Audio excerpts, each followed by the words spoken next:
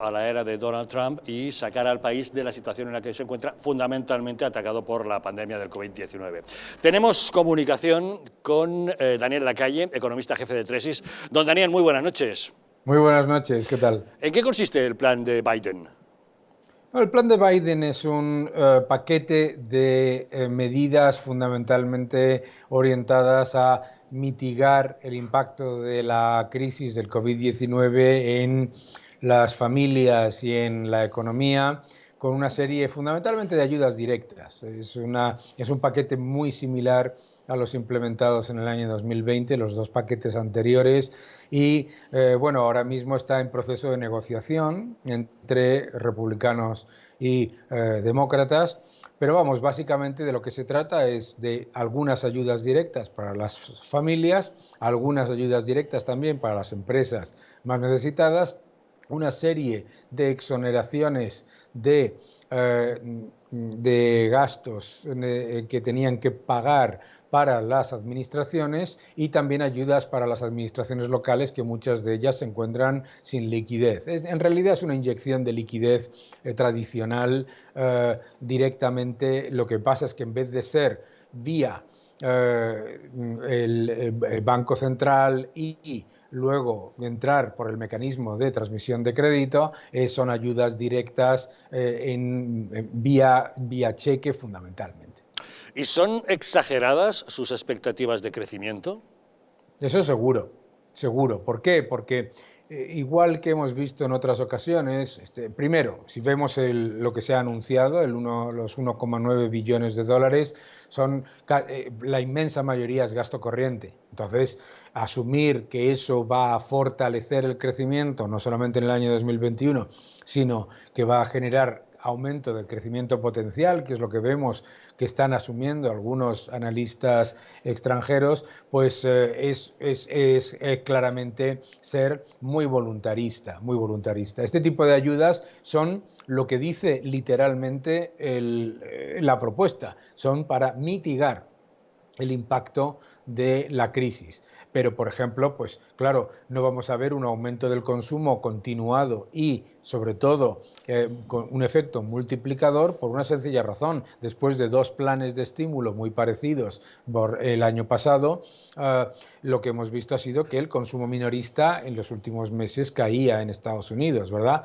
Entonces, este tipo de medidas pues tienen un efecto, eso, un poco de parche, pero desde luego no podemos esperar un efecto sobre todo un efecto multiplicador, que a veces parece que es que la gente cuenta dos veces las mismas cosas cuando les gusta una administración y no otra. Me parece curioso que se criticase de una manera tan agresiva los dos planes de estímulo que implementó Trump, apoyado por el Congreso demócrata y republicano, como que era mucho gasto que no tenía ningún valor, y ahora se presenta un plan que es exactamente igual en el 98% de lo que se está proponiendo, y dicen que va a ser lo más maravilloso después de la creación del pan de molde.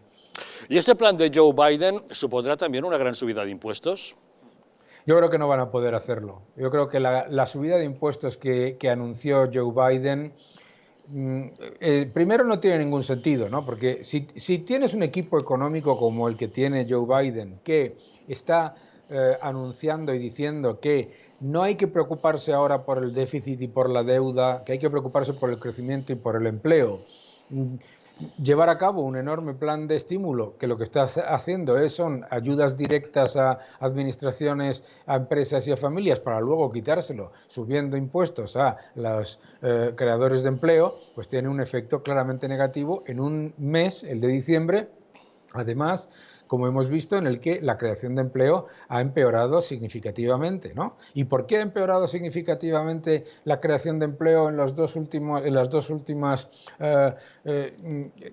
publicaciones del Departamento de Estado? Fundamentalmente por el miedo a la subida de impuestos y el miedo a los confinamientos. Por lo tanto, los republicanos que necesitan que les apoye estas medidas no lo van a aceptar con una subida de impuestos. Pero es que tenemos que tener en cuenta que hay varios senadores norteamericanos demócratas que también están en contra de la subida de impuestos, que en Estados Unidos, al contrario de lo que piensa tanta gente, los congresistas y los senadores no están sujetos al partido o a lo que diga el presidente en un momento, sino que votan según su conciencia y para sus votantes. Por lo tanto, es muy difícil que se lleve a cabo esa subida de impuestos. Desde luego, la que se anunció es imposible.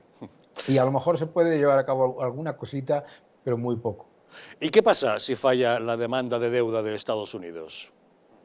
Bueno, si falla la demanda de deuda de Estados Unidos, o sea, Estados Unidos tiene dos mecanismos de atraer demanda, ¿no? La primera es, por supuesto, la Reserva Federal compra muchos de los bonos que emite Estados Unidos, y la otra, muchas veces se dice que el principal demandante de bonos, el principal comprador de bonos de Estados Unidos, o que más tiene bonos de Estados Unidos, es China. Es falso, ¿no? El principal tenedor de bonos de Estados Unidos son los norteamericanos, los planes de pensiones, el ejército, la seguridad social, etcétera, etcétera, etcétera. Entonces, si fallase la demanda, sea por el lado de la Reserva Federal o por el lado de los demandantes de Estados Unidos, significaría que hay una caída completa de la confianza en Estados Unidos y en el dólar, que obviamente es muy difícil que se dé, ¿verdad?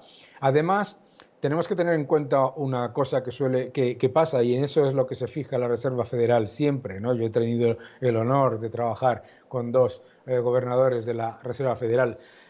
La demanda global de dólares aumenta cuanto más se endeudan los países emergentes y del resto, y de Latinoamérica, Asia, etcétera, en dólares. Entonces, ¿qué es lo que ocurre? Si mañana, por ejemplo, cayese la demanda de bonos de Estados Unidos y con eso sube lo que nosotros llamamos la prima de riesgo mal, ¿no? Sino la rentabilidad exigida del bono de Estados Unidos, ¿qué es lo que pasaría? Que inmediatamente se genera un efecto aspirador global que compra bonos de Estados Unidos porque su rentabilidad es mayor que, por ejemplo, la de bonos de la eurozona. Y entonces, ¿qué es lo que pasa? Que se desploma la demanda de bonos de la eurozona y de los países emergentes, pero se fortalece la de Estados Unidos. Por lo tanto, lo que tiene que hacer Joe Biden y su administración, y por eso han puesto como secretaria de Estado del Tesoro a Janet Yellen, es estar constantemente vigilando la demanda mundial de dólares, que es lo que hacen todos los secretarios de Estado de Estados Unidos, ¿no? Y por lo tanto, pues yo creo que el riesgo de que se vaya a generar un desplome de la demanda mundial de bonos de Estados Unidos es muy bajo, pero si se diese, lo que generaría, y esto es lo que más importante, es, antes que un problema en Estados Unidos, es un problema mundial en los mercados emergentes y en la eurozona. ¿Por qué? Porque lo que para Estados Unidos es deuda, sus bonos, para China, para los mercados emergentes, etcétera, etcétera, son activos.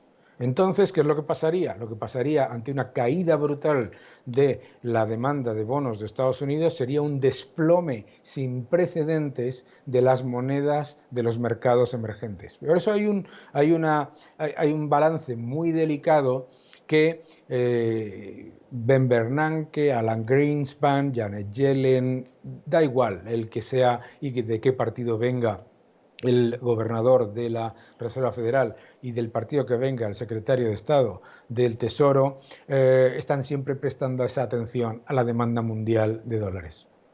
Bueno, pues esperemos que no tengan razón esos agoreros que dicen que podría darse un crash similar al del 29. Por cierto, don Daniel, tenemos que felicitarle por la excelente reseña que hemos encontrado en la revista Forbes acerca de su libro Libertad o Igualdad, publicado en el mercado anglosajón con el título de Freedom or Equality. Dice el analista Alejandro Chafuen que usted en su libro analiza, pues, por ejemplo, cómo el amiguismo priva al capitalismo de algunos de sus mejores atributos, o habla de la red de regulaciones y el pantano de intervención subvenciones gubernamentales, que es tan grande y el poder de los intereses que se benefician de ellos es tan fuerte, que para revertir el curso necesitaríamos una estrategia multifacética, y le aplaude a usted que recomienda algunas de las reformas específicas que propone. Tenemos que darle nuestra más sincera enhorabuena por esas magníficas críticas. Pues muchísimas gracias. La verdad es que siempre es un honor el publicar en diferentes países, pero este libro en particular porque ha funcionado francamente bien.